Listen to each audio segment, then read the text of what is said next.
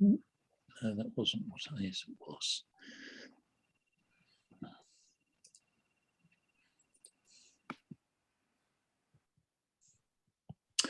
Welcome to Winchester Cafe Sci Online, and a special welcome to those joining us for the first time.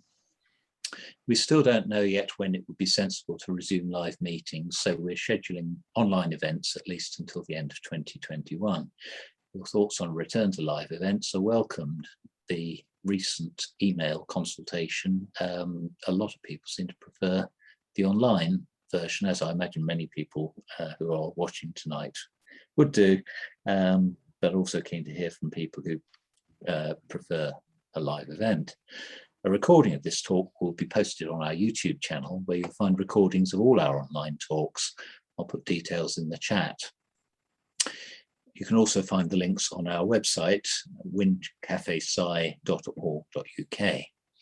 If you enjoyed tonight's talk and you're not on our mailing list, you can sign up for it there to be notified about future talks. After tonight's talk, we'll go straight into the Q&A, so please put any questions you have for our speaker into the chat and I'll read them out, and that includes our viewers on YouTube.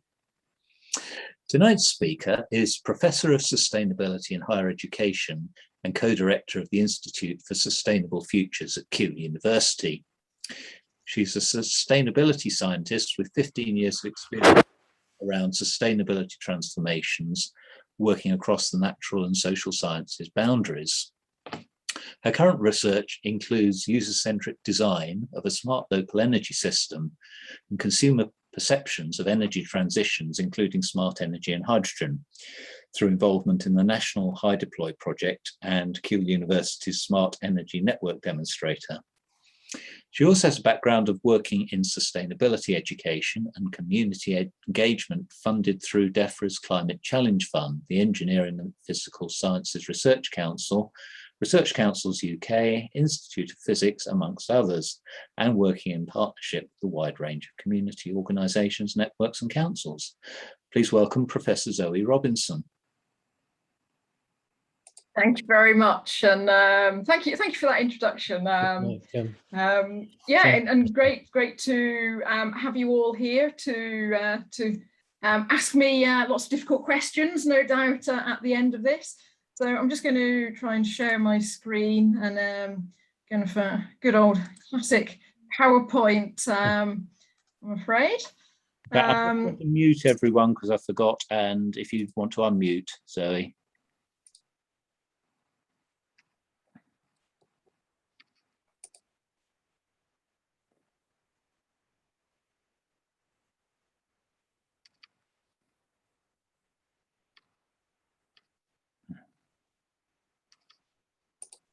Okay, can you now hear me? Yes. Yes, okay, great.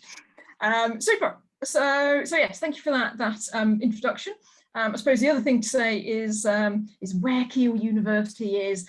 Even people in Staffordshire ask where Keele is, as we're named after a service station on the M6, which is named after a small village in North Staffordshire, which just happens to be close to the Keele services. But you'll see we're there midway between Manchester and Birmingham.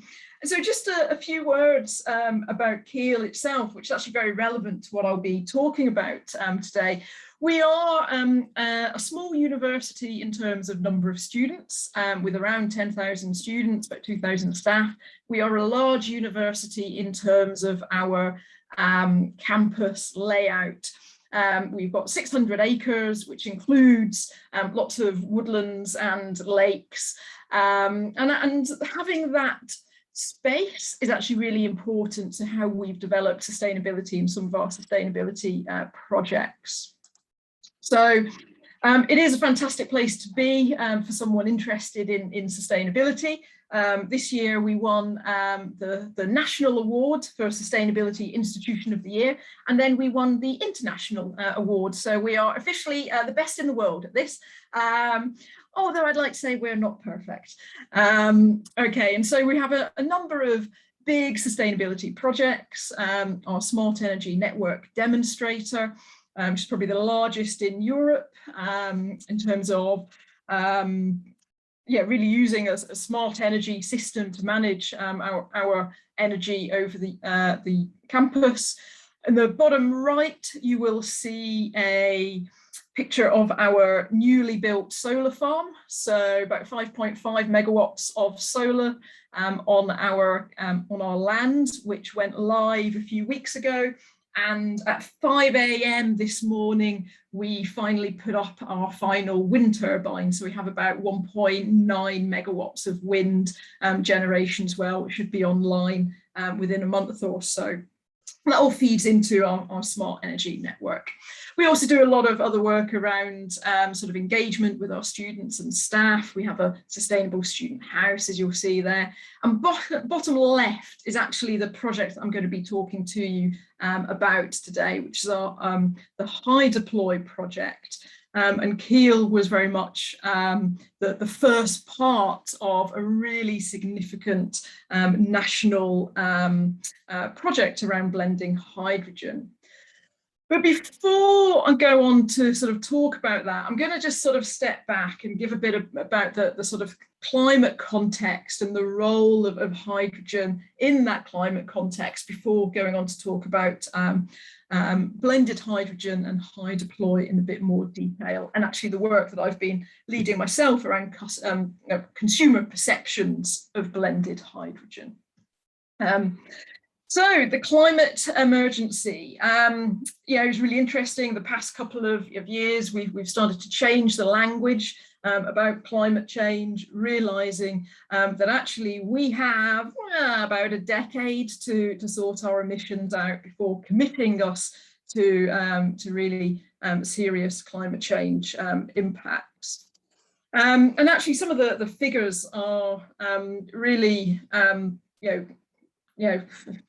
well, the harsh realities, that when I started teaching back in 2004, we were looking at a global average temperature increase of about 0.6. It's now 1.1 degrees. That's only a global average, so it's higher over land than the oceans and much higher at high northern latitudes.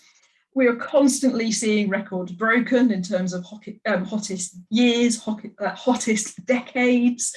And indeed, the modelling is suggesting that human-induced warming is rising at about 0.25 degrees C a decade.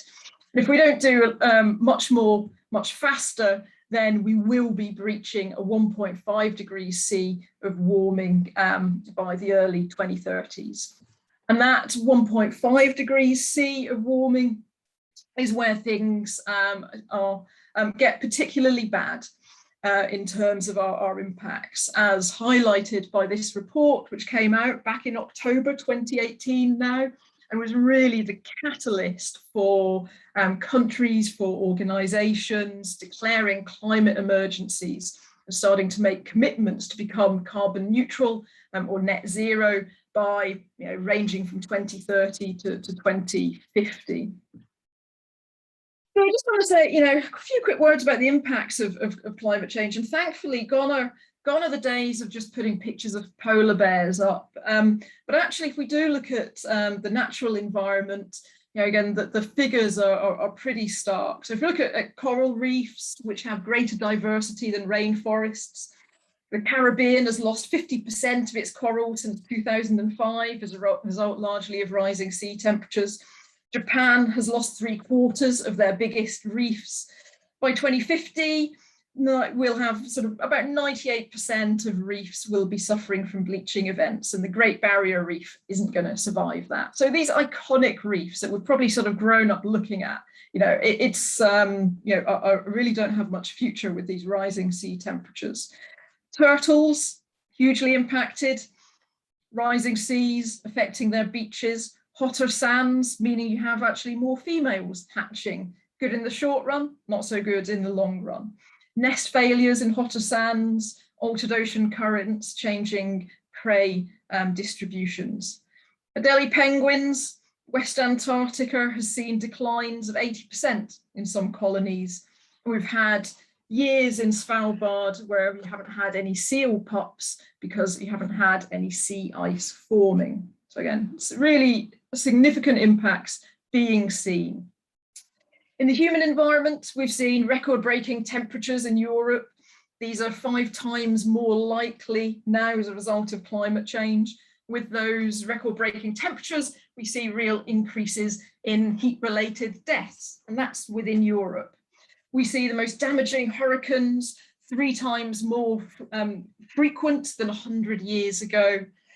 We've seen wildfires in so many parts of the world in the past 18 months, and the extent of these impacts are pretty much greater than were being predicted by some climate models.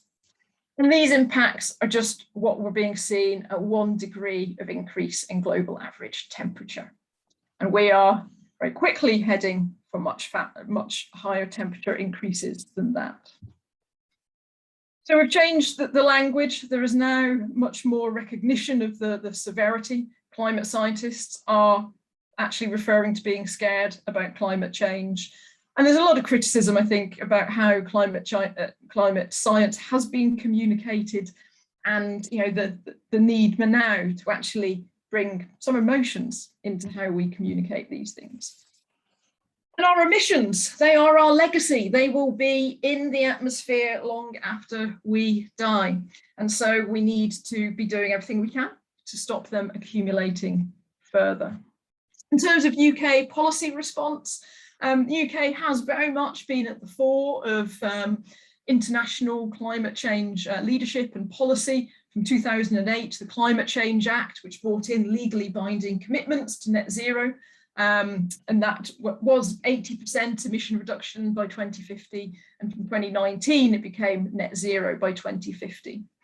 As part of the Climate Change Act, there is the Climate Change Committee that advises government, and they advise on carbon budgets, which are made 12 years in advance to allow sort of industry to step up and prepare, and Parliament creates their action plan around those. The 6th carbon budget, which was just released in September, requires an emissions reduction of 63% from 2019 to 2035. We've already seen a 70% decrease in emissions from the power sector between 1990 and 2019. There's been amazing progress in terms of decarbonisation of electricity, but there are still some very difficult to decarbonise sectors. Includes domestic heating, includes industry and heavy transport. And I genuinely think that retrofit domestic heating is probably the biggest challenge that we face in terms of decarbonising, in terms of just actually working with owner occupiers to make significant changes within their homes. I just thought I'd put in some statistics around COVID and what impact that has had on emissions. So in the UK, emissions fell by about 13%, but that was mostly due to surface, air and transport. And you can see the blue and the purple lines just showing that sort of those emissions from surface and air transport falling off a cliff edge. Sorry, I haven't actually got all of the key there. And we can see how electricity supply has really decreased in terms of emissions over the past few years. Globally, emissions fell by 6% in 2020 due to the pandemic relative to 2019. And that is pretty much the level of emissions reduction that we need year on year in order to meet the Paris Agreement emissions reductions to stay below 1.5 degrees C. Bearing in mind that 6% is basically come from a global shutdown of the economy, but that is what we need to sustain in terms of emissions reductions. And this again is just telling us a bit more about the reductions in carbon dioxide emissions as a result of the pandemic, showing the big reductions in aviation, surface transport. But interestingly, we have this orange bar up here, which is showing an increase in emissions. The 7% is temperature corrected because actually it was quite a warm year. So therefore less gas was being used for heating. And without that temperature correction, we still see a 2% increase in emissions, largely because we have more people at home using heating there and we might have actually switched the heating off elsewhere. And that comes back to thinking about one of those hard to decarbonise sectors, which is domestic heating. Okay, moving on to just look at hydrogen in a bit more detail. And our starting point is maybe thinking about overall UK energy consumption and where that sits. So these are figures from 2019 from BEIS. Heat, 41% of UK energy consumption, same as transport, electricity, 18%. That really highlights that heat is a really significant thing that we need to tackle to decarbonise.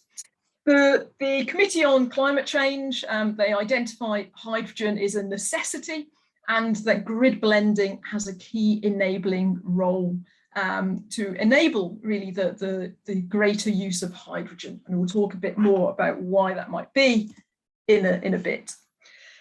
This graph here, for those of you who like graphs, is a pretty important one because it shows us really what is different about heat compared to those other energy users. So our power, okay, there's a bit of variety, that red line, but not much. Transport, yeah, again, not much. Where we see our heat has huge variability seasonally, but also on a shorter time scale than that.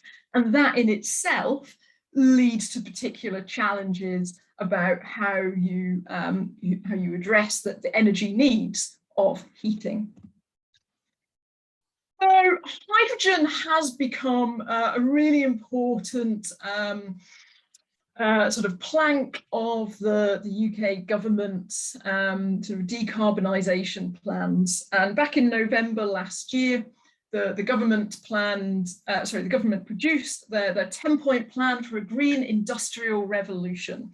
And the second point of that was about driving the growth of low carbon hydrogen.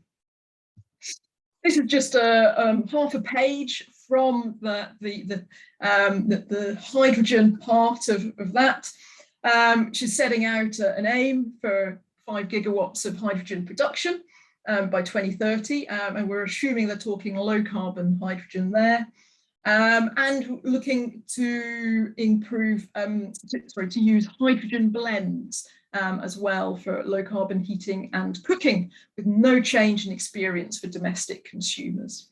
They also have some interesting milestones, and the one that I would draw your attention to is one in 2023, where by 2023 we will support industry to begin hydrogen heating trials in a local neighbourhood. That's not the one I wanted to mention. I wanted to mention the one before that, which is the work with industry to complete testing necessary to allow up to 20% blending of hydrogen into the gas distribution grid, all homes on the gas grid. And that is a milestone that comes directly from the HyDeploy project, which started here on the campus at Keele University, that I'm going to talk to you about in more detail. But still a bit more to say more generally about hydrogen. So some of you might be aware, August this year, the government produced finally their first hydrogen strategy, highlighting that low carbon hydrogen is going to be critical for meeting the UK's legally binding commitment to achieve that 6th carbon budget in the mid-2030s, and that it's needed to support deep decarbonisation, and in particular in the hard to electrify bits of the UK industry, and also acknowledging the role of hydrogen in terms of providing flexibility across power, heat and transport as well. So this government is very much looking at hydrogen as one part of the decarbonisation solution. But hydrogen itself isn't great. Hydrogen at the moment is high carbon. There's very little low carbon hydrogen being produced. And you might hear people talk about different colours of hydrogen. So we can ignore really black-brown hydrogen where we're using coal in the hydrogen making process.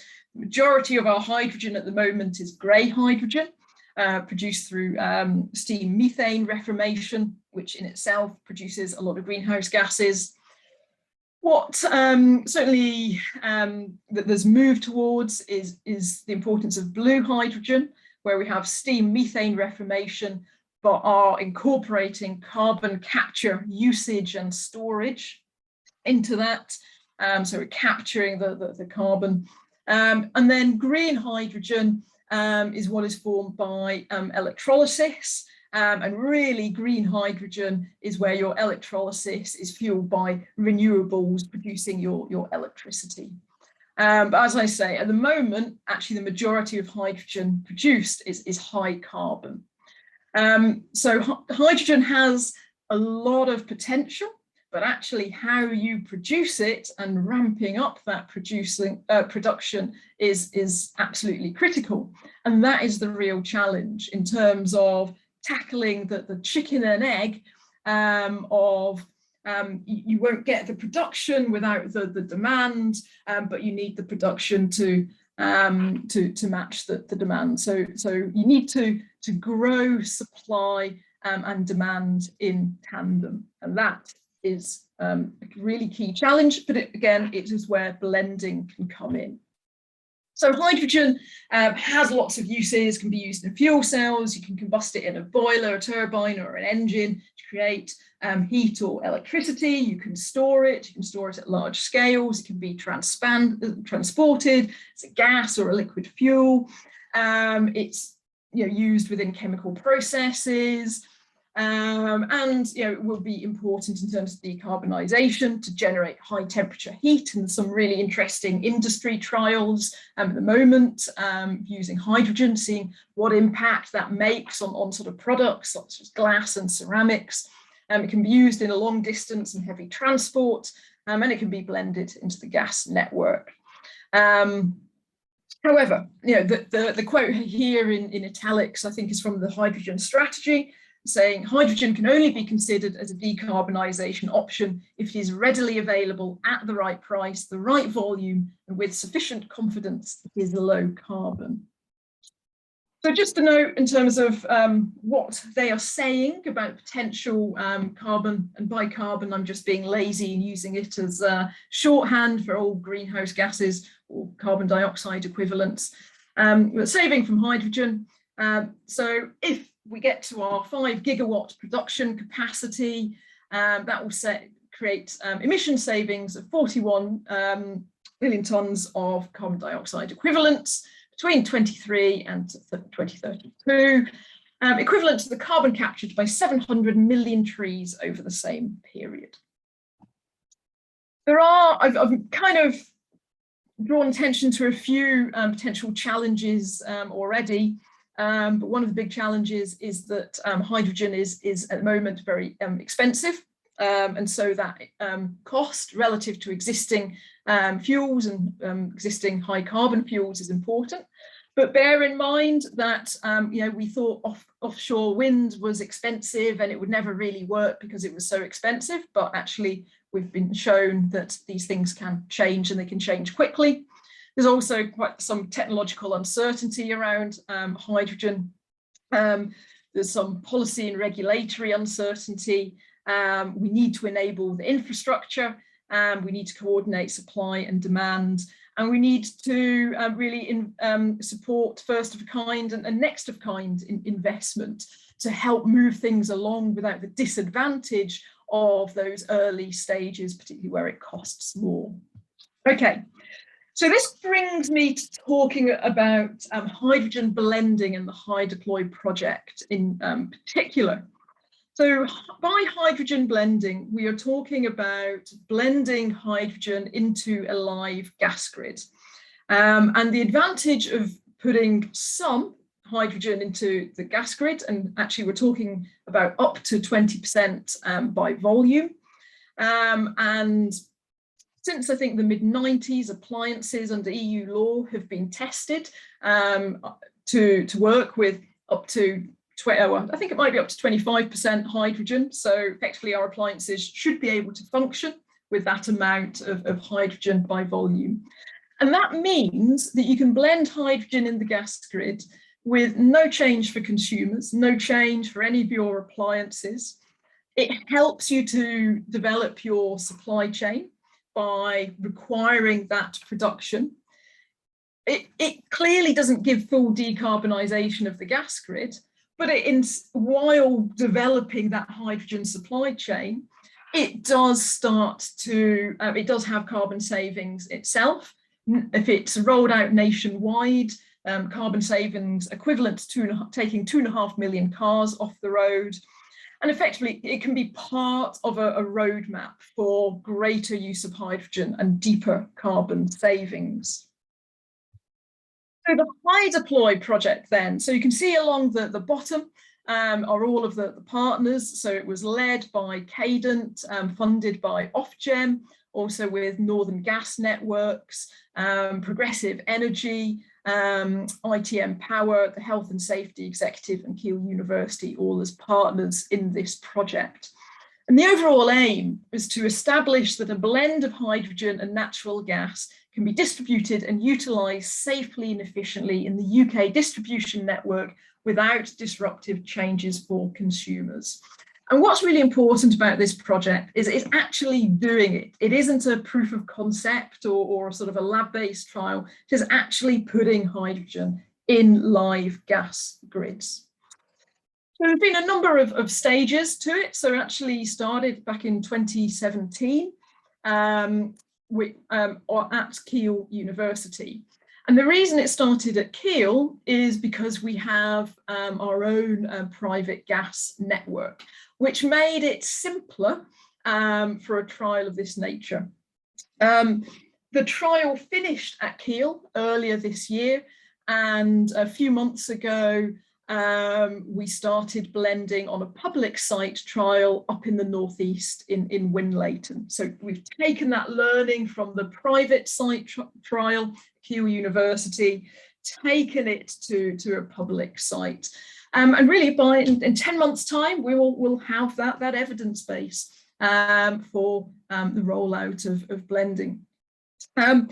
Critical to this process has been work with the Health and Safety Executive, because at the moment, the regulatory regime is that you can only transport up to 0.1% of hydrogen into the gas grid. So a lot of work had to go into developing an exemption to allow first Keele University, then Northern Gas Networks up in the northeast. So they needed an exemption in order to be able to transport up to 20% hydrogen in the gas network. So as it says here, there was about 18 months of rigorous testing and putting together a safety case to show that having that level of hydrogen in the gas grid would be as safe as natural gas. And we've taken that learning from making that case at Keele to having to make the case again up in the northeast on the public site where things were more complex with more materials in the gas network. So I've said a bit about why Keele University was sort of the starting point. But we are also very unusual as a university. We generally are a sort of a small town on top of a hill with our own private utilities network with mixed use. So we've got university sort of student halls, we've got leisure facilities, catering facilities, shops, offices, business parks. And unusually, we also have about 100 domestic residences as well. So it's analogous to a small town with real people living in their own houses, some of which are owner occupied as well. And of course, we have a significant gas and electricity demand as well. So this is just a map of the buildings at Keele. The ones in green are the bits which were on the HyDeploy network. So not the whole university wasn't receiving the blend of gas. But there were 25 university buildings, which included the sports centre and laundrette. There were 2 student halls and about 100 domestic properties as well. So again, this really sort of talks a bit about the stages, but here sort of the stages of the first stage at Keele, that creating the evidence base to get the first hydrogen exemption, to be able to transport hydrogen, then the installation phase. So on our campus, there's a schematic there, just you might be able to see, well, basically some green buildings, and in those green buildings and shipping containers, there was an electrolyzer. So we were creating hydrogen on site. There was also the UK's first hydrogen grid entry unit. So grid entry units have been used, I think, for sort of biomethane, using to blend that into the grid. But it was UK's first in terms of hydrogen. And this would take the hydrogen that was being produced and blend it into the natural gas mix, making sure that we never exceeded that regulatory limit of 20%. We also partnered with a number of boiler manufacturers. So you see them listed there, Valent, Ideal, Worcester and Baxi. And luckily, one of our boiler houses received into it the hydrogen blend, as well as just the pure natural gas network. So it had 2 different networks going into it. And what that meant is we could set up a separate trial with these with boilers from each of these 4 manufacturers. So we had two boilers from each. 1 boiler was run on the blend, 1 with natural gas. And they were run intensively to sort of replicate effectively 20 years of life or so. And then we've given them back to the manufacturers, and the manufacturers don't know which is the boiler that had the hydrogen blend, and they've been taking the boilers apart to see what that impact is. So, we've also been looking at lots of these other opportunities for research with other parts of that supply chain. So I think it was it must have been October 2019 that we started blending. So it was the first time in the UK that we had hydrogen being blended into the gas network since town gas in the 1970s. And we blended successfully for 18 months before ending the trial in March of this year.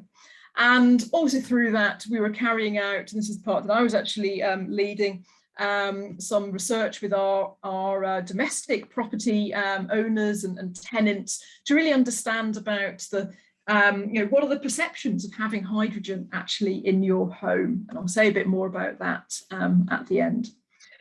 So just to say, if you want to know more, you want to read more in detail, there's now publicly available a very full report of the project and also a 2-page summary as well. And if you Google HyDeploy, you'll be able to get to the downloads page and find those there.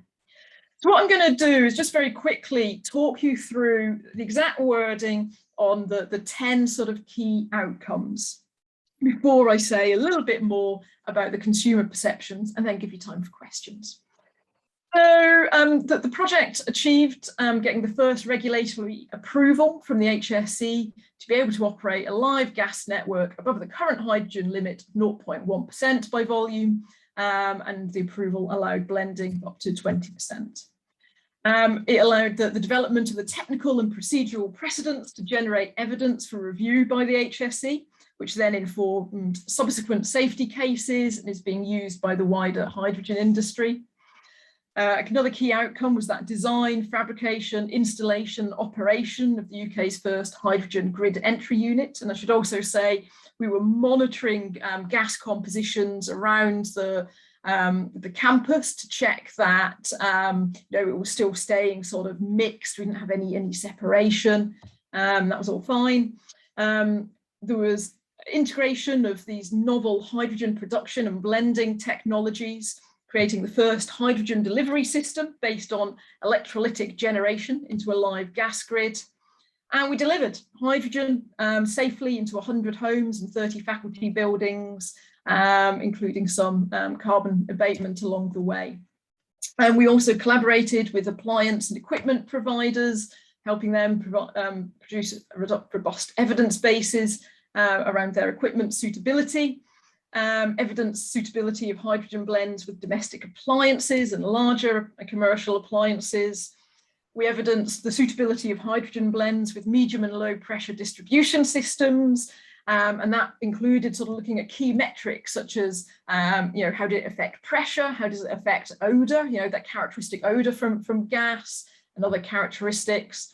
And it affected promotion, there was associated with the promotion of supply chain innovation and establishing the social science evidence base as well about what do consumers actually think about hydrogen. So that's what I'm just going to end on, and apologies, I'm running through all of this really, really quickly.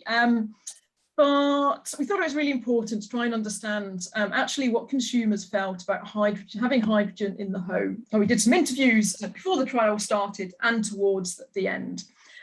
And this is really important because so many innovations have the technologies have fallen foul actually of the users who, for whom it hasn't worked, or there've been other issues. And certainly, there's been concern from government about how will consumers respond to the use of hydrogen. And so this trial provided the first opportunity to learn from customers experiencing hydrogen blend in their own home. There's been other hypothetical research sort of asking people in cafes what they think about hydrogen, but we figured that might be quite different to actually experiencing it in your own home. I'll skip that. So as I say, we did some interviews before the trial started, and then sort of later on down the road. And we've carried out this work at Keele, but also now up in the northeast, where we've got quite different demographics. So just really to summarise some of those key points. So there's kind of an assumption that consumers are going to be against the use of hydrogen in the home, but actually what we found is some were really, really positive about being part of this project. Got people saying they're excited about hydrogen gas, as I'm sure all of you are. And it sort of shows that it's not just a case of needing to get sort of acceptance. Actually, we can get strong support for these technologies. People were quite happy to be doing good, but without actually having to do anything. And that's the point of blending hydrogen. And we saw something very similar in Winlaton. So in Winlaton, we've had carried out surveys with a much sort of larger number of residents, and we're seeing sort of actually quite a lot of support for the use of hydrogen. And interestingly, the majority of people by far are saying that they're happy to be part of the HyDeploy project. And bear in mind, there was no option to opt out because that is the gas grid that you are on. We found that people really valued the environmental benefits as well as the minimal disruption. The favourite quote used by the team is, "I'm contributing by doing nothing, where else do you get to do that?" There were, and I'll come to this, there were some anxieties, but at the same time, others were very dismissive of people who had anxiety. So I'm saying, we've had other people quoting the hydrogen bomb at me, which is ridiculous. And just actually many saying, we just have an assumption that this is going to be safe. So there's also sort of maybe a bit of an assumption that if people feel negatively about hydrogen, we can't change that. But actually what we've shown, what we've seen, is that even where there are sort of anxieties, that can very much change over time. So some people in our interviews did express, and the interviews here are just from Keele. The data is very new from Winlaton. So we haven't yet analysed that. But from Keel, there was sort of some saying, yeah, it was a flurry of anxiety, a little bit of suspicion, I suppose, and anxiety, but I think that's largely died away. And some sort of going, there was a bit of concern that it was going to cost more. Actually, it didn't for these residents because they didn't pay for the hydrogen. But there's feeling that initially, something new, what's this going to mean to us? But actually, with good communication and the opportunity to actually talk to people and have some of those concerns discussed through, those anxieties died away. And that really sort of highlights the need to resource communication and resource the people element around developing and rolling out these new technologies. So we found good communication actually alleviated anxiety and it reinforced acceptance. We actually found that our residents, they really wanted to be kept informed. They felt themselves to be active participants in this project, although maybe from a project team, we're just sort of seeing them as more sort of passive. They actually felt very active in being part of this project. And so that sort of led to another thing we really observed. There's kind of an assumption that consumers, they're not going to be interested in these sorts of things. And one of the recommendations that we really make for these sorts of trials is you can't communicate enough. Giving people information in lots of different ways that they can access to the depth that they want, at the regularity that they want, is important. And that's very much that similar sort of idea that people are wanting sort of regularity of updates. So one other thing that we learned, which was I think really important for the future of hydrogen, is the people that we interviewed towards the end of the trial. And at the end of the trial, people were largely saying, yeah, didn't notice anything. It just went on in the background. And that is success for the trial. But we also asked them about what they felt about the potential for 100% hydrogen in the home. Now, bear in mind, 100% hydrogen would need disruption. It would need changes in appliances. But there are trials around 100% hydrogen at the moment. So this is an opportunity really to ask about the sort of consumer perceptions. And what the responses were varied, but actually mostly positive. In terms of people saying, we've been part of this trial. We've had hydrogen in the home, and it's been fine. And so actually we now don't think that we would have a problem with 100% hydrogen. And so what this sort of shows is that blending could also have an important role, not just in the supply chain and trying to deal with this chicken and egg around supply and demand, but it could have an important role in terms of the social acceptance of hydrogen as well. And that is, as important as really tackling those other challenges. And just really, a final benefit that we identified was that several participants felt that, they'd become more environmentally aware. As a result of the communication around climate change and heating and the impacts of heating on carbon emissions, they hadn't made those links before. And so that had got them thinking and actually behaving differently as well, never mind, what's happening in terms of the composition of their gas. And so for me, that really means that, these sorts of trials, we should be thinking about how can we also further that communication and really sort of use them as part of the education that is necessary. And so just to finish with some of the lessons for hydrogen blends in domestic properties, there is a need to reassure about safety and cost. Safety, might be a stronger concern than we thought previously, in terms of people who are actually about to receive it in their home. There was some initial anxiety, but we can really manage the messaging around that. And there is certainly the potential to develop real support for this sort of technology. But we need to make sure that we treat our participants in a way that makes them feel valued, and that we don't view these sorts of trials just as technical projects. So in summary, hydrogen, certainly the UK government sees this as having a really key role to play in decarbonising hard to reach sectors. Blending of hydrogen is non-disruptive and can provide immediate but partial decarbonisation of gas use once the evidence base is complete and those decisions have been made.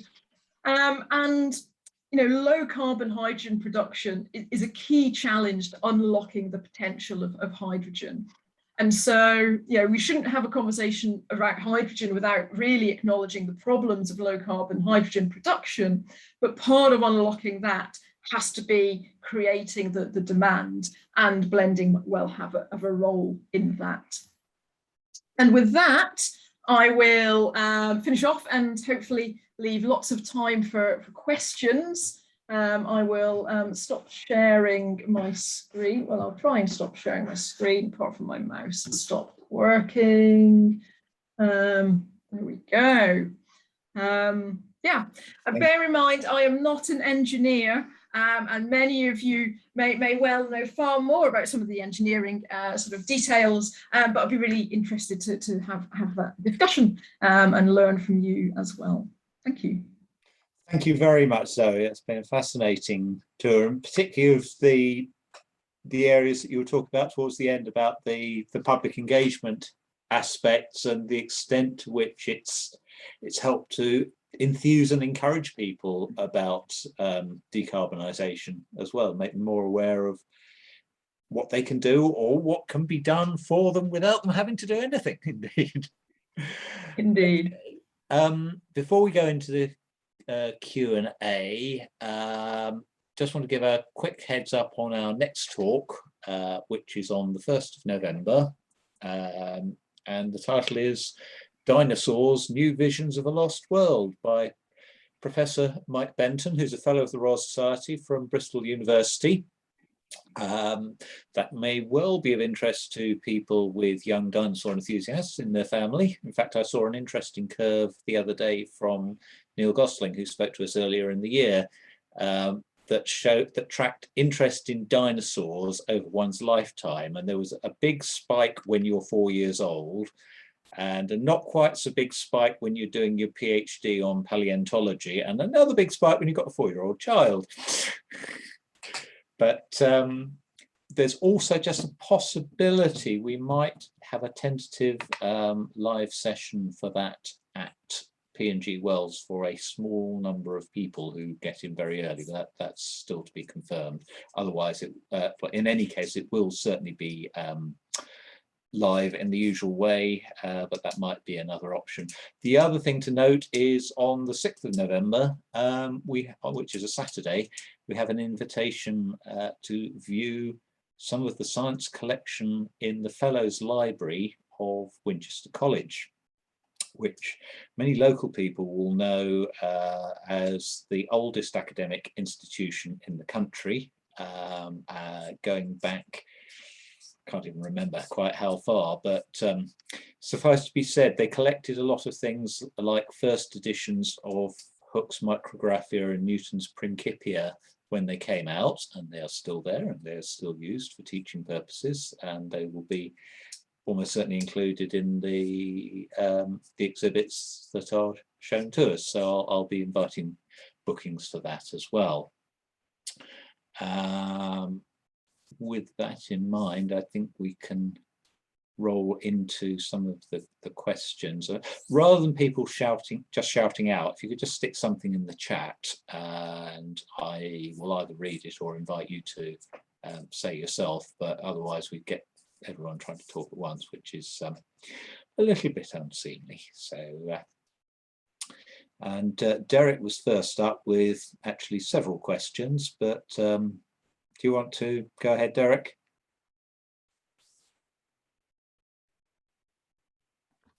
Yeah, thank you.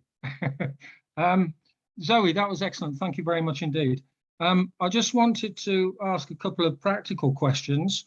I've been domestic energy assessor for about 14 years now. And when I started training, I was told quite categorically that gas boilers would be phased out within the next couple of years. Here we are still churning out numerous gas boilers, and energy performance certificates still rate their efficiency, unfortunately, as they're based on fossil fuels.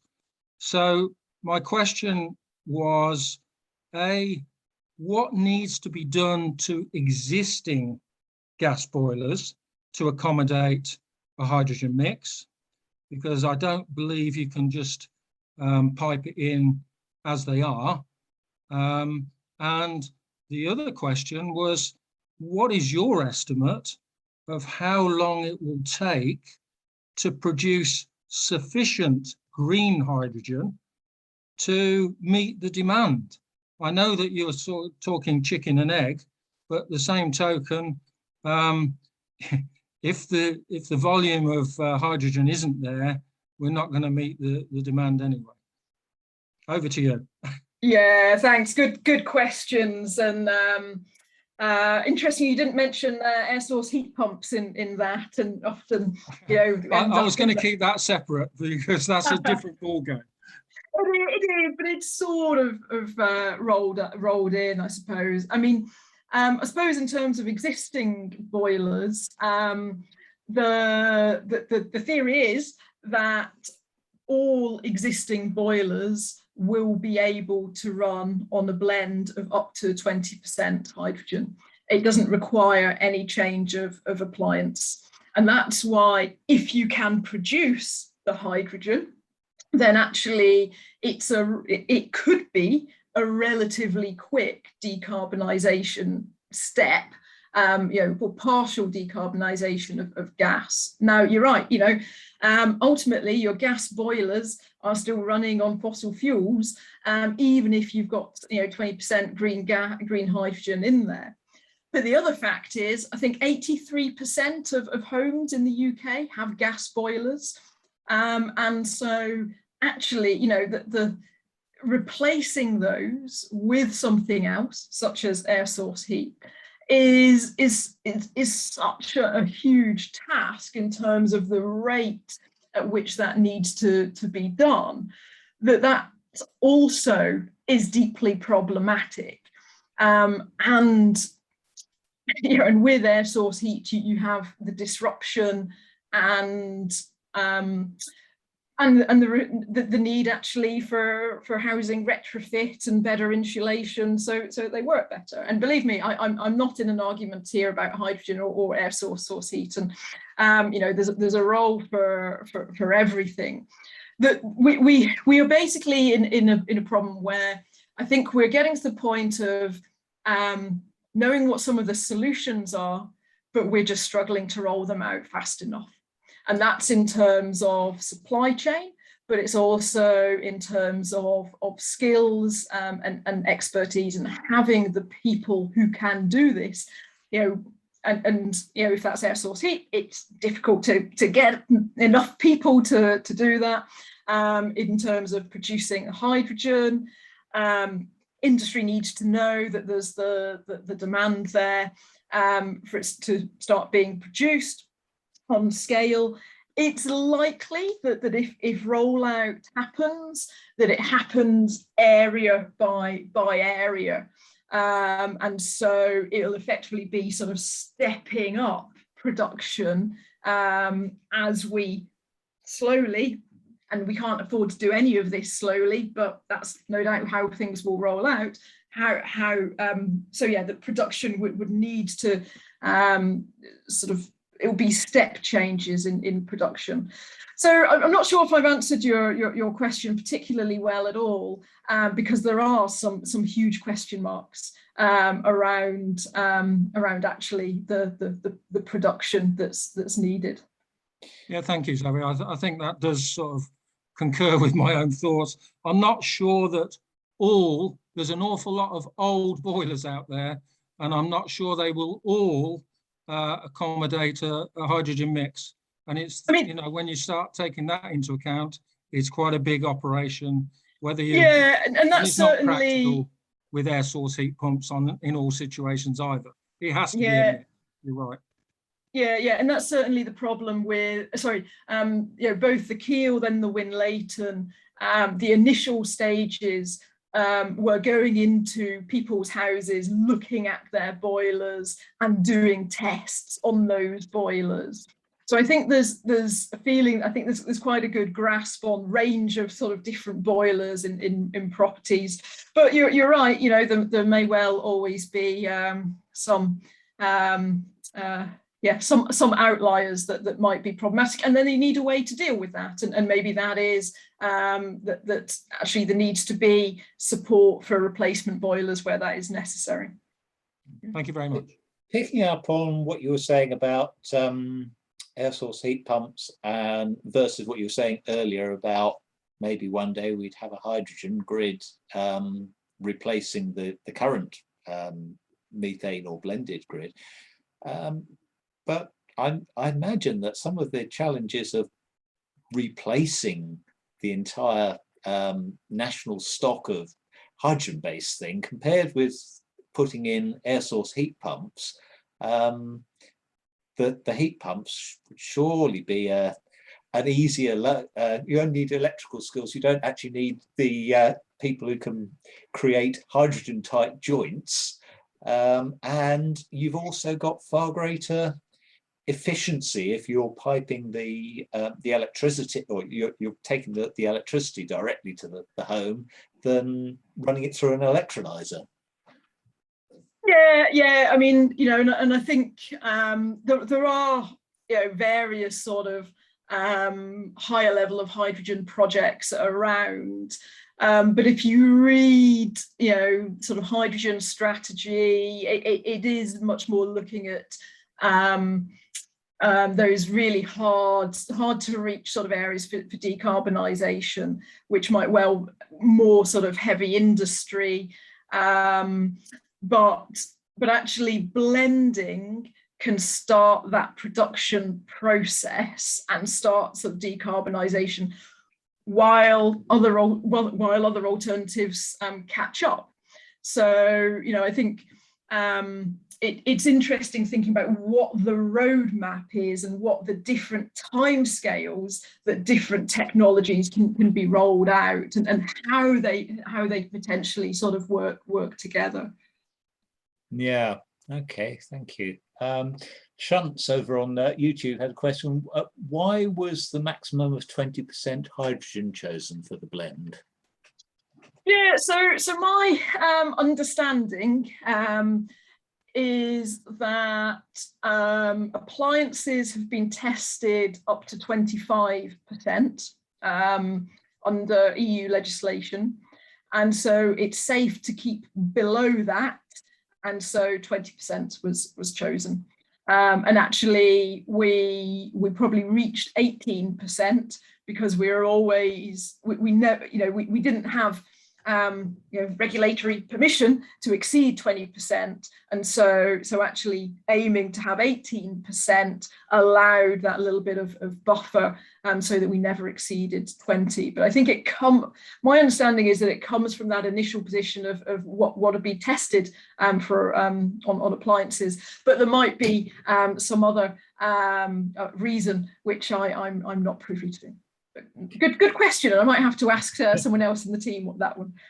Yeah, and Ken had a couple of questions. Do you want to unmute and ask those, Ken? I didn't quite catch what the how the calorific value of the blended mix compared to just pure methane. Yeah, so it's lower. So yeah, hydrogen has a lower calorific value, and just looking at something again, I think in the hydrogen strategy today, I think they're talking about you'd get sort of a 7% sort of reduction, and that might be using 20% hydrogen. So yeah, it's only 20%. in terms of your gas grid, but it actually doesn't get you a 20% emission decrease because of that lower calorific value. Something I just I haven't mentioned this with the E10 fuel, which is we're going into petrol now. One of the problems that they apparently get is erosion of things inside the engine, as opposed to one would have naturally thought that the problem would have come from the reduction in the calorific value and the need to run on a higher pressure ratio. But apparently there are some minor concerns about erosion of things or wearing out of components, sensors and things. And I wondered, could you get something like this with hydrogen, perhaps appearing after not a couple of months, but some years? There are a lot of sensors and things inside. Yeah, so part of the project involved a lot of materials testing to see what the impact is of that hydrogen blend. And that was looking at a range of materials that can be found on the gas grid. And then, as I say, there was this sort of side project of actually looking at what's the impact on the boilers themselves of running that blend. So I know those sorts of questions were ones which they've tried to sort of tackle in terms of developing that evidence base. Yeah, some bit of rubber or something somewhere that wears out a little bit quicker, as they do. Something else which I have often wondered about with the production of green hydrogen is if you make it electrolytically, you've got a few volts across some electrode somewhere, and of course you get a lot of chemical action. It will strip bits off, and there's not a lot you can do about it. I've often wondered, do the electrodes in these mass electrolyzers survive a long time, or do you end up with a great big pile of the damn things? And so when you up the production by 100 times, are you going to have a slag heap of these old electrodes? I used to do some work in spark erosion, and I have a healthy respect for what a few volts can do to a lump of metal or anything. Well, yeah, really interesting question, Ken, and I have to admit I have absolutely no idea. But yeah, it's a sort of question which again is important in terms of what's your lifespan of your electrolyzer, your parts of the electrolyzer. And I say one of our partners is ITM Power, sort of a UK electrolyzer manufacturer. So again, it's a question I will ask of them. It's often interesting to see when these new technologies come about. People are very willing to say how good it's going to be, and then after about 40 years, we say, oh well, we've got to decommission the power station. And I wonder whether, with all of these changes, whether there are not latent problems. A bit like solar panels, for instance, you can get some of the old ones with cadmium telluride in.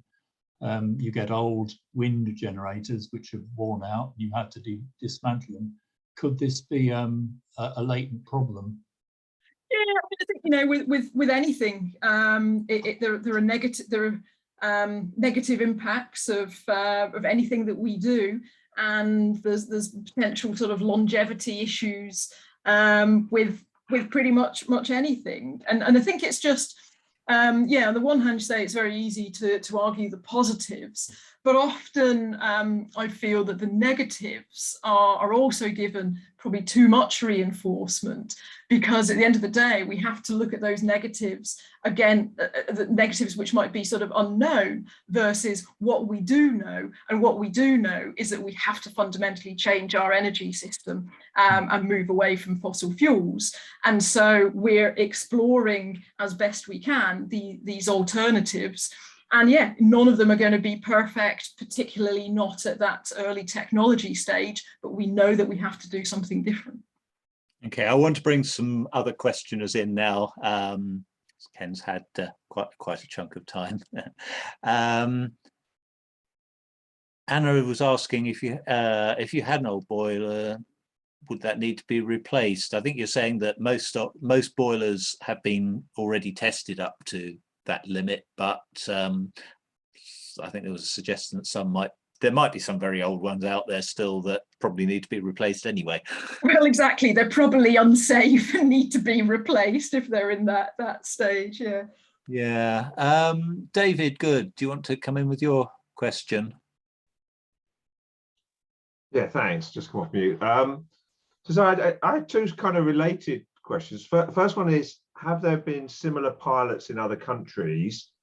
And then kind of following on from that, are we in the UK leading in this area, or are there other countries leading? How much development is this, or is it completely a new area that we're exploring? Just be interested to know about that. Yeah, so I'm not that knowledgeable about what's happening elsewhere, other than, you know, other countries are using hydrogen. Well, some countries are, but also there are a lot of countries that are very interested in what we are doing. So it's kind of it's a bit of a both. I think that there's not it's not a sort of hugely used, although I did hear, I think Hong Kong might have 40% hydrogen in their grid. I think I might have heard that somewhere. But you know, we're certainly not the only country which is trying to move this forward. Yeah, but at the same time, it always seems that there's a general reluctance to take learning from other countries. It's almost, you know, we have to do this ourselves to really sort of believe that it's going to work here.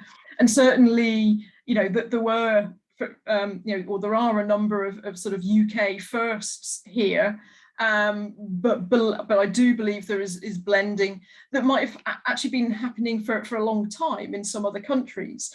And if we go back to town gas, you know, there was a higher percentage of hydrogen in that gas mix. So in some ways, as with many things, it's going a few steps backwards, maybe. Yeah, I think somebody else asked a similar question about that. There's Robin was saying that he thought that old town gas could have up to 50% hydrogen. I think it was mainly carbon monoxide and hydrogen in those days, which was a lovely mixture. But at least we were capable of controlling it.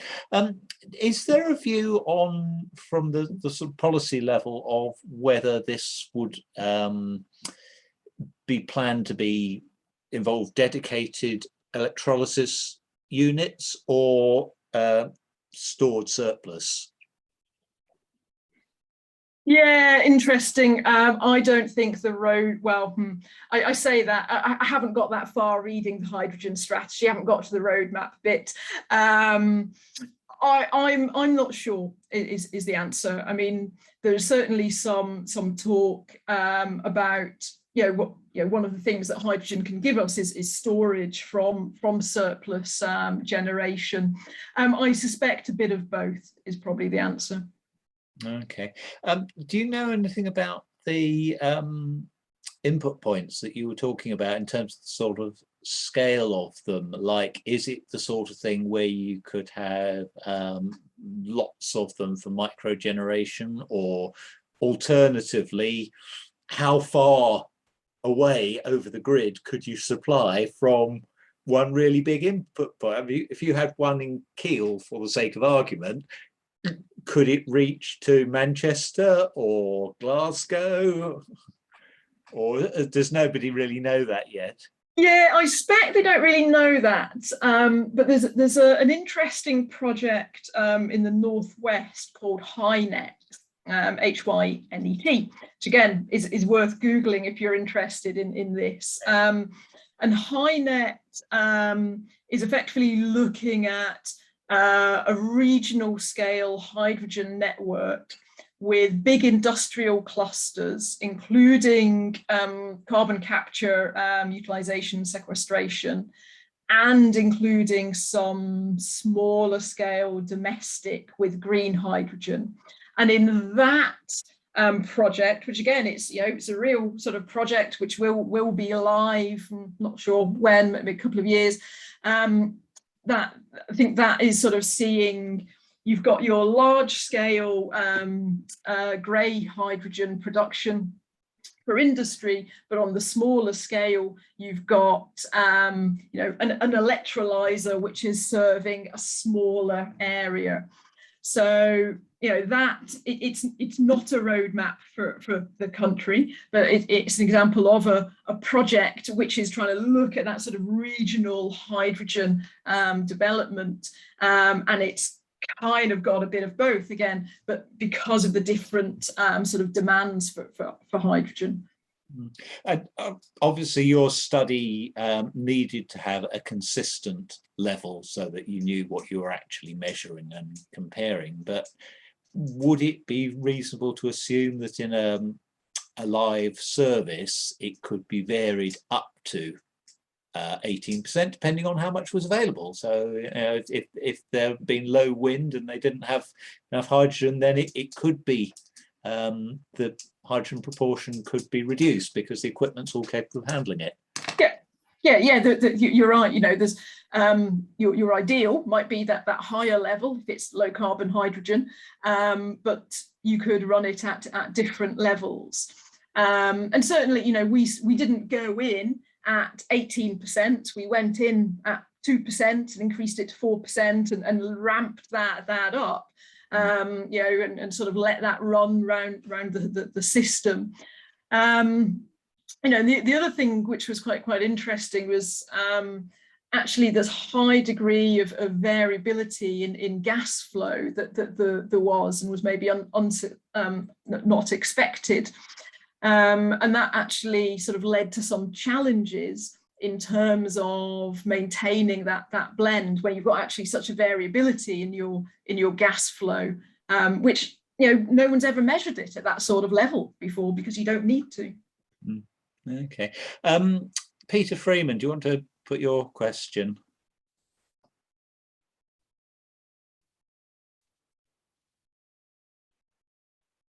Don't know if he's still there.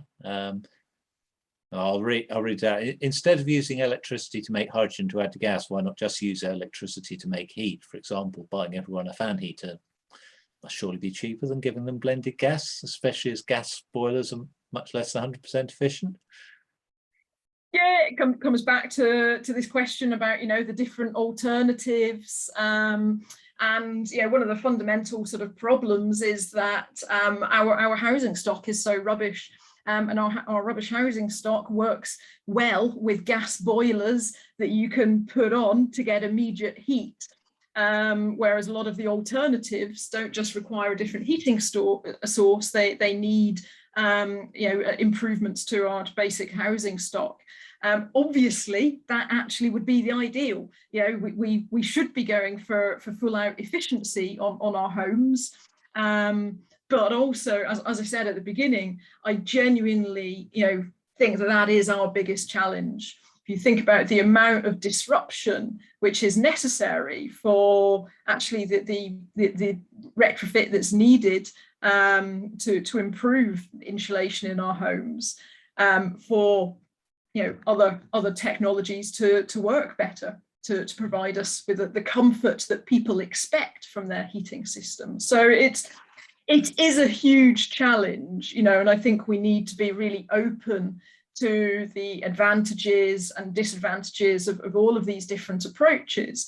And it might be that they all have their place, or they all have their time. And I say, it could be that blending provides a stepping stone of decarbonisation of heating, while some other stuff sort of ramps up. That said, we're not there with producing low carbon hydrogen. So again, it just highlights, I think, the real challenges that there are ahead of us. That kind of leads into Carol's point a bit as well. Carol's still there. Do you want to ask that, Carol? If you're there. Or she was asking how optimistic you are that we can avoid a temperature rise of 1.5 degrees. Not at all. I mean, I think when the 2018 special report came out, the report on 1.5 degrees C, they said, you know, that if emissions stopped now, we wouldn't breach that threshold. That was 2 years ago, well, more than 2 years ago. You know, the fact that a whole shutdown of the global economy created the global emissions reductions that we need year on year just highlights the challenge. But at the same time, there have been some remarkable developments, you know, in terms of the decarbonisation of the electricity grid in the UK. You know, is pretty impressive. You know, looking at 70% reduction in emissions, I think was the figure. We just need to move that sort of rate of change into other sectors. Okay, and Claire's question, I think. Sorry, somebody speak? No, I just said thank you. Okay. And Claire's question, I think, has already been answered about air source heat pumps versus hydrogen. Bob was asking what change to building regulations will be required and when to ensure we can meet carbon targets without having to retrofit new homes. So yeah, interesting one. So I think we can do that without retrofitting new homes as well. Well, sorry, without maybe. Yeah, I mean, my concern was that there are builders who, if they have voluntary regulations, they go for the lowest common denominator, and unless they're forced to adopt certain standards, you end up building houses that later are just going to have to be retrofitted because they weren't built properly in the first place. Yeah, absolutely. But it's interesting. We've certainly had conversations with building developers who are developing their own net zero strategies, but saying there's just not the consumer demand for it. So they're saying, you know, we can't build houses to a higher spec because people are not willing to pay for it. So you're right, it's got to be driven by regulation. And you're right, you know, we need to be building buildings, whether it's housing or, you know, non-residential, which are fit for a net zero future. And at the moment, we're not.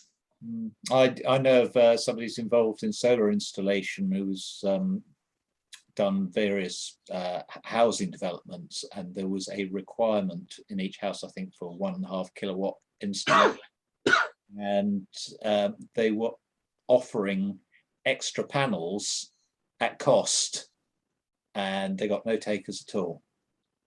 So it is an issue. But another pet bugbear I have, I mean, Bob was saying they do it sort of lowest cost. There's an awful lot of developments up here where they've been putting fake chimneys on them. Why? Why on earth do we want to memorialise our coal burning past? Because that's what they are. Anyhow. How interesting. Yeah, it drives me crazy. I've been nagging councillors about this, saying it's a bonkers idea. Judith, you there? Do you want to? Oh, no, sorry. I think, yeah, Judith, go ahead. If you want to ask your question.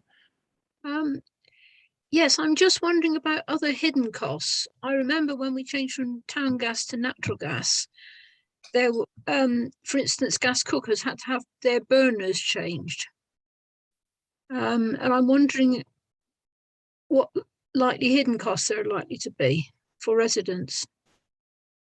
Yeah, or whether that would be a charge on the national grid sort of thing. So again, you know, the idea of blending up to 20% is that there won't be any hidden costs. But then there might be some really well hidden costs that we don't know about. The real cost is really, and the real sort of question is around the cost of hydrogen and what that means for billing. And you know, there's certainly quite a lot of work going on to try and, you know, work out actually, you know, how does billing work in a future where you might have variable proportions of hydrogen or biomethane in your gas grid, all of which have different costs and will be sort of time variable. So I think rather than sort of the hidden costs, which, you know, I think there's kind of an assumption that actually there probably aren't that many, but we might find out there are, but there are still real challenges actually about just the costs of our energy coming from these new sources, because our current billing infrastructure doesn't work for it. Robin's asked, in reality, isn't it true that most of the industry assumes most hydrogen up to 2030 will come from natural gas reforming?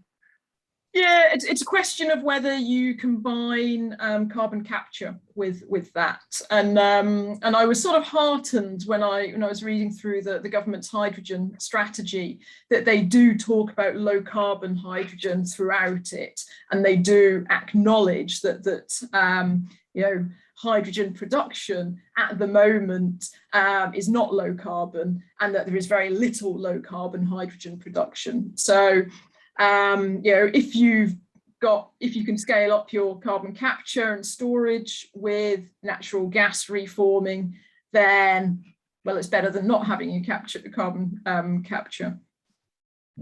Thanks. With the your estate at Keel, what's the average age of the buildings, particularly the domestic ones? Are they all sort of within the last 30, 40 years, or is there some older stock than that? Yeah, it's a good question. A lot of the campus is sort of 1960s. So you're kind of looking, I think, at that sort of age. I mean, yeah, there's no new domestic sort of properties.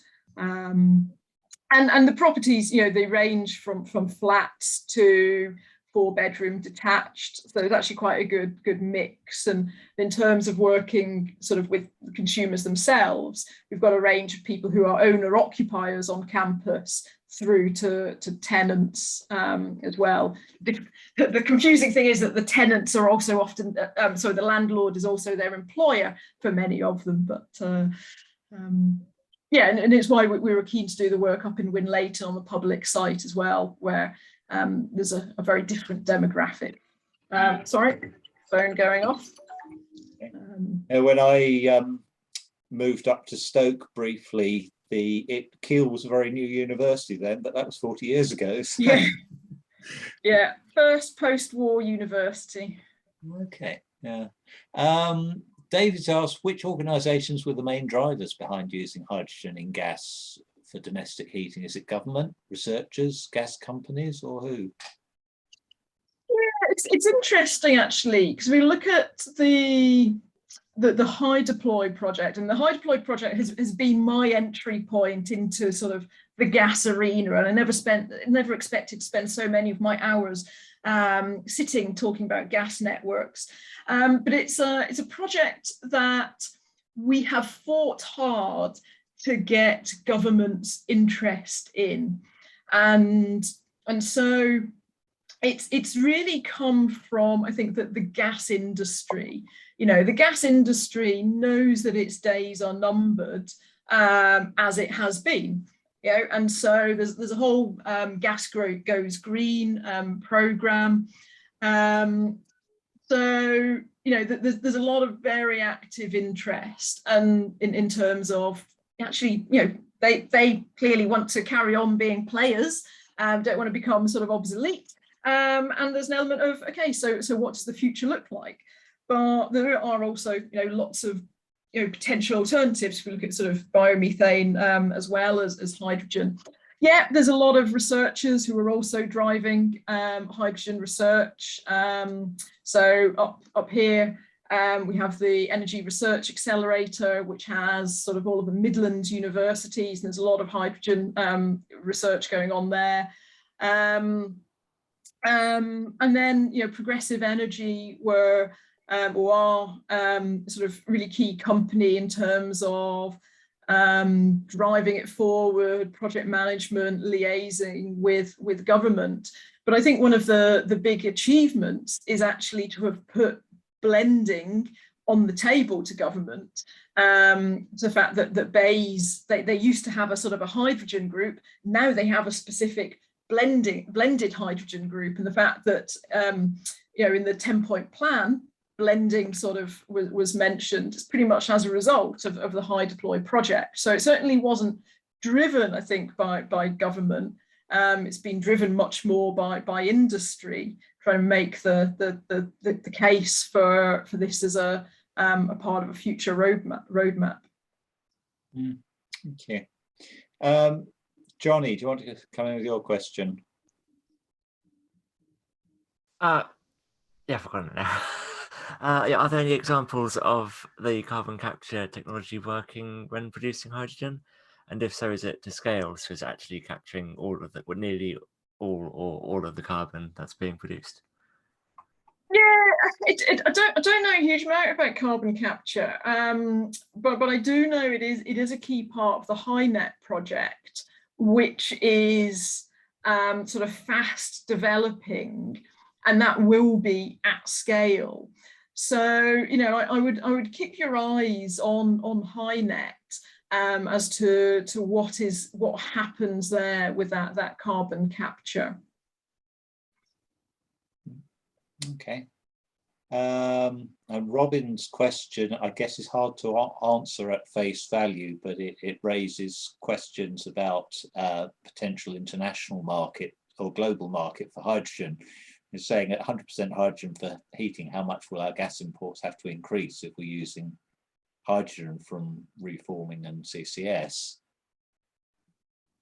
Oh, I see. I think what he's saying is, will we have to import more methane for if we're going to be doing a lot of reforming and CCS? Yeah. Whereas I originally read it about would we have to import? No, that's right. No, it was just saying, just asking, given that obviously the conversion is about what 60% efficient from methane to hydrogen, and then you've got the cost of CCS. So how much more natural gas are we going to need than we use at the moment? Yeah, my answer is, you know, I don't know. That there are lots of questions about the production of hydrogen at the moment, which, you know, if you look at the hydrogen strategy, again, you know, Google government hydrogen strategy, I'm sure there'll be more detail about that roadmap for production and what it ultimately means. And Jim's question, I think, was in similar vein about, doesn't the production of green hydrogen require a vast increase in the scale of electricity generation? Is it likely that either green or blue hydrogen will be practicable? Yeah, yes, you know, green hydrogen will need a vast increase of electricity generation, just as EVs will, and you know that is the challenge of electrifying everything. As we sort of mentioned earlier, hydrogen has the potential for a store where when you have surplus, and so you know I think that there will be a role of both green and blue. You know, to what extent that will be, I think it will be part of the energy mix, but it certainly won't be necessarily the main player. But you know, I expect we will see both green and blue, but there's probably a question mark still over, you know, quite what those volumes, what the percentage of the energy mix they are. Shantz again has asked, what was the health and safety executive's attitude towards the project? Were they facilitative, neutral, or obstructive? Yeah, so the HSE was a partner, and that meant you know, everything progressed in partnership and in constant dialogue with the HSE, and I think that was really beneficial, rather than it's sort of the being a separate project consortium that just went to the HSE. It was very much developed in collaboration with the HSE as a partnership, you know, and they've supported the work while being extremely rigorous in their assessment and requirements. You know, the amount of documentation that went to the HSE, and the number of sort of follow-on queries from the HSE that came back, you know, is pretty phenomenal in terms of that, you know, the work that's gone into that part of the project. Well, I think that brings us to a good point to wind up the discussion. Thank you very much, Zoe, for a fascinating talk, and as always, very lively and engaging question and answer session. I hope you enjoyed it as much as we did. We will be back on Monday the 1st of November, talking about dinosaurs as you've never seen them before. Thank you all very much. Good night. Great to meet you all. Thank you very much for your questions.